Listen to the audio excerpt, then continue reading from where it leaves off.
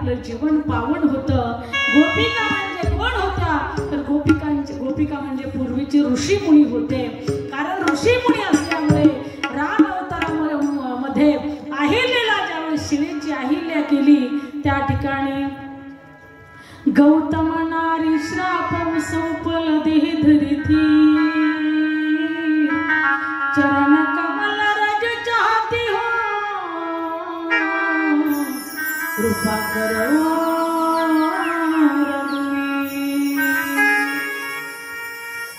शिळा झालेली अहिल्यादेवी भगवंताच्या चरण रजाने त्या ठिकाणी ती परत स्त्री झाली.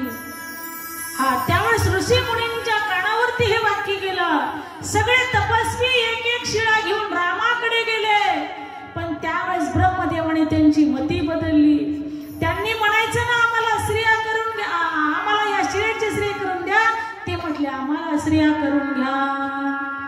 असं म्हटल्यामुळे देव म्हटले या जन्मात नाही, या जन्मात एक स्त्री एक वाणी एक पत्नी आहे.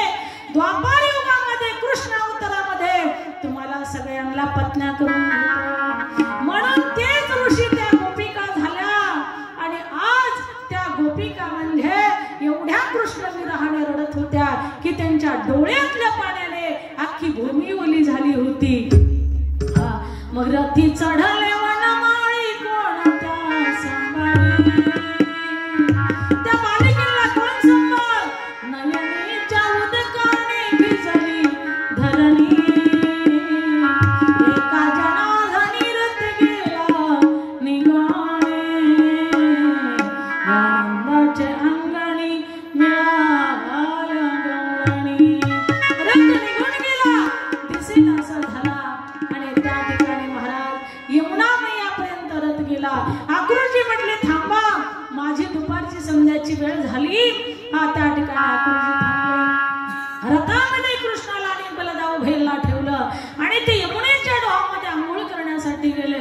डोळे झाकून डुबकी घेतली की आतमध्ये त्यांना कृष्णाचं दर्शन व्हायचं पाण्यामध्ये. त्यांना असं वाटायचं कृष्णच पाण्यामध्ये आलाय की काय. परत वरती तोंड काढलं की वरती रथामध्ये भगवान दिसायचे. खाली डुबकी घेतली की आतही परमात्मा दिसायचे. असं करता करता तीनदा चमत्कार झाला. आणि नंतर त्या ठिकाणी परमात्म्यापर्यंत आले. म्हटले देवा अशी काय लीला करता. हो त्या ठिकाणी परमात्म्याच्या चरणी नतमस्तक झाले. तिथून पुढे गेले. तोपर्यंत नंदराजी महाराज सगळ्या गोपांना घेऊन आले. आल्याच्या नंतर तेवढ्यामध्ये कंसाचा जो धोबी होता कपडे धुणारा तो आला. आल्याच्या नंतर सगळ्या गोपाळांनी सांगितलं कृष्णा आम्हाला सुद्धा चांगले चांगले कपडे पाहिजे. राजाच्या नगरीमध्ये जायचं म्हणलं चांगले कपडे आपण घातले पाहिजे ना. मग त्या ठिकाणी धोबी मामा कृष्ण म्हणला धोबी मामाला अडवलं. धोबी मामा थांबा तुमच्या जवळचे जे कपडे ते आमच्या गोपाळांना घेऊन टाका म्हटले. त्याने अपमान केला. तो म्हटला ए कृष्णा हे गवळ्याच्या पोरा तुझी काय अवकात एवढे भारी कपडे घालण्याची. असं म्हटल्याबरोबर भगवंताने जयच माग मोरसून असा खणका दिला त्याच्या. तिथंच तो गतप्राण झाला. यद गत्वान निवर्तन्ते मरण पावला. त्याचा उद्धार केला आणि सांगितलं घ्या कुणाला जे कपडे घ्यायचे ते घ्या. सगळ्यांनी कपडे घेतले अंगात घातले. पण त्या अख्खा रस्ता झाडीतच चालायचे. आता कंस कुठं हे गोपाळ कुठं. मग त्या ठिकाणी सांगितलं देवा हे कपडे बारीक करावं लागतील. चला म्हटले शिंप्याकडं. शिंप्याकडे नेलं. शिंपी राजाला सांगितलं ए बाबा आमच्या गोपाळांचे कपडे फिटिंग करून दे. ते म्हटले ठीक आहे प्रभू. फिटिंग करून दिले. भगवंताने त्यांना आशीर्वाद दिला. त्या ठिकाणी तुमचा सरळ चांगला काय येईल म्हटले. म्हणून आज शिंप्याची साडीची किंमत ब्लाऊजची शिलाई जाते बघा. म्हणून साडी 250 रुपयाला येते आणि त्याच्यापेक्षा जास्ती शिलाई भाडं द्यावं लागते आहे का नाही.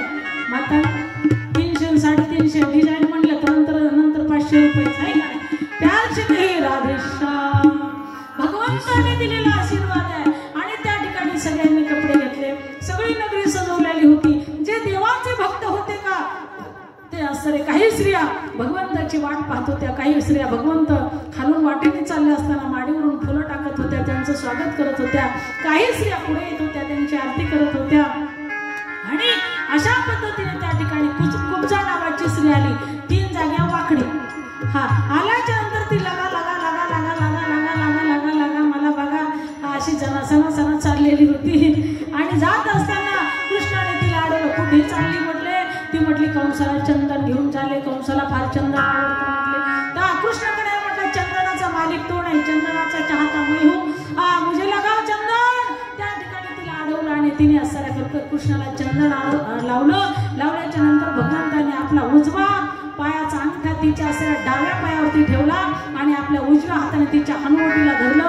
खंड दिशेने असं म्हटल्याबरोबर ती 3 जागा खूप वाकडी होती ना, ती सरळ झाली. गोपाल कृष्ण भगवान की जय. तिथून पुढे असं रे भगवान परमात्मा पुढे गेले. पुढे गेल्याच्या नंतर अक्रूजीने सांगितलं देवा आता आमच्या घरी चला ना. ती म्हटली नाही. सगळं मामाची गाठ वगैरे घेतल्यानंतर खूप राणी म्हटली देवा माझ्याकडे या ना.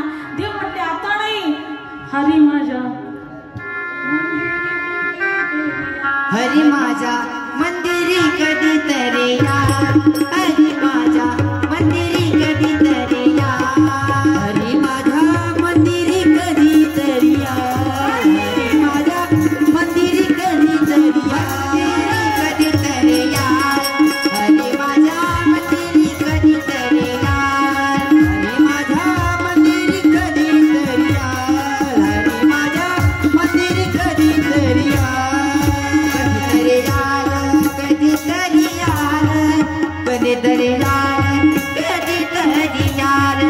कधी तरी यार, कधी तरी यार, कधी तरी यार, कधी तरी यार, हरी माझ्या मंदिरी कधी तरी यार, हरी माझ्या मंदिरी कधी तरी यार, हरी माझ्या मंदिरी कधी तरी यार, हरी माझ्या मंदिरी कधी तरी यार. बसले मी होते रंग महारी, बसले मी होते रंग महारी, बसले मी होते रंग महारी, बसले मी होते रंग महारी. अरसे गावी गेले 4, हरी माझ्या मंदिरी कधी तरी यार, हरी माझ्या मंदिरी कधी तरी यार, यार यार, हरी माझ्या मंदिरी कधी तरी यार, हरी माझ्या मंदिरी कधी तरी यार, हरी माझ्या मंदिरी कधी तरी यार, हरी माझ्या मंदिरी कधी तरी यार. राधेश्याम राणी म्हणली देवा एवढं सुंदर रूप तुम्ही मला दिलं, आता माझ्या मंदिरी यावं लागेल. हरी माझ्या मंदिरी कधी तरी या. देव म्हटले येतो, पण मामाला ठिकाण्यावर लावल्यानंतर कंस मामाची गाठ घ्यायची, त्याचा असणारा खरोखर ठाव ठिकाणा त्याचा शोधून त्या ठिकाणावरती पाठवायचं आणि नंतर भक्तांच्या गाठी घेत हिंडायचं. ठीक आहे. त्या ठिकाणी तिथून भगवान परमात्मा जिथे धनुष्यबाण ठेवला होता तिथे गेले आणि गेल्याच्या नंतर तिथे असणारे बरेच चौकीदार होते. परमात्मा म्हटले अरे आम्हाला धनुष्याचं दर्शन घ्यायचंय. तो शिव धनुष्य आहे, साधा सुद्धा धनुष्य नाही म्हटले. चौकीदारांनी त्यांना अडवलं, परंतु त्या ठिकाणी परमात्मा म्हटले अरे 2 मिनिटात येतो, आम्ही काय करणार आहे त्याला. त्या ठिकाणी बोलले जाऊ भैया आणि कृष्णकडे या. त्या जिथे धनुष्य ठेवला होता त्या ग्रहामध्ये प्रवेश केला आणि प्रवेश केल्याच्या नंतर उजव्या हाताने डाव्या हाताने धनुष्य उचलला आणि उजव्या हाताने प्रत्यंचे ओढला आणि आवाज आला. दुभंग त्या ठिकाणी धनुष्य त्या ठिकाणी झाला. याची गुंड त्रैलोक्यापर्यंत गेली, कंसाच्या सिंहासनापर्यंत गेली. कृष्ण कंसाला त्या आश्चर्य शंकराने वरदान दिलं होतं, हा धनुष्य कोणी उचलू शकत नाही आणि जो उचलून मोडील त्याच्या हाताने तुझं मरण आट आहे असं म्हटल्यानंतर हा आवाज आल्यानंतर हा धनुष्याचाच आवाज आहे, आपला मृत्यू जवळ आला असं म्हणून कंस भयभीत झाला. आला माझा काळ आला, आला माझा काळ आला, जेविता बोलता सिजसी पैनिजे, आला आला माझं मारायला, माझा काळ मला मारायला आला असं म्हणून कंस भयभीत झाला. पुढे तुलायकडे नावाचा एक हत्ती ठेवला होता. त्या हत्तीच्या अंगामध्ये 10,000 हत्तीचं बळ होतं. त्याला दारू पाजली होती आणि दारू पाजून तो कृष्णाच्या आणि बलरामाच्या अंगावर तो हत्ती सोडला गेला. पण दोघांनी मिळून 2 डाग त्याच्या बरोबर तोडले आणि त्याच दाताने त्याचा मृत्यू त्या ठिकाणी घडून आणला. कृष्ण कन्हैयाला की जय. पुढे चाणूर आणि मुष्टिक हे असलेल्या सिंहासनावरती त्या ठिकाणी राजदरबारामध्ये